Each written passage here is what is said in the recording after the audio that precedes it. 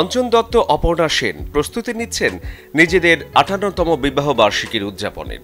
তবে ঘটনাটা বাস্তবের নয়, শুধুই সিলভার স্ক্রিনে।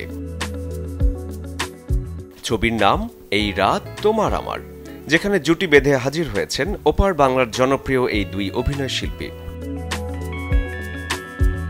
ছবিটি পরিচালনা করেছেন পরমব্রত চট্টোপাধ্যায়, আর ছবির প্রধান দুই চরিত্রে অভিনয় করেছেন অঞ্জন দত্ত ও অপর্ণা সেন। এছাড়াও সিনেমায় এই জুটির সন্তানের চরিত্রে অতিথির ভূমিকায় আছেন পরমব্রত নিজেই।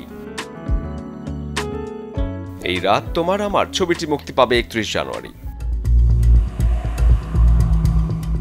একই দিন ওপার বাংলার দর্শকপ্রিয় দুই তারকা বিক্রম চট্টোপাধ্যায় ও সোহিনী সরকার আছেন হাজির হবার অপেক্ষায় নতুন ছবিতে। হরর কমেডির মিশেলে যে ছবিটির শিরোনাম অমর সঙ্গী।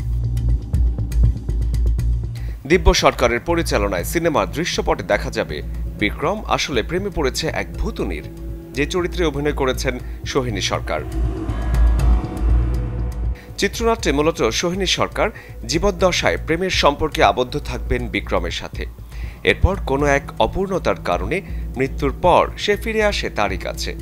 এমন প্রেক্ষাপটে এগিয়েছে অমর সঙ্গীর গল্প। এছাড়াও এদিন টলিপাড়ায় দর্শক পাবে আরেক নতুন সিনেমা, যার শিরোনাম যদি এমন হতো। এই ছবিটি পরিচালনা করেছেন রবীন্দ্র নাম্বার। শরীফুল হক, চ্যানেল 24।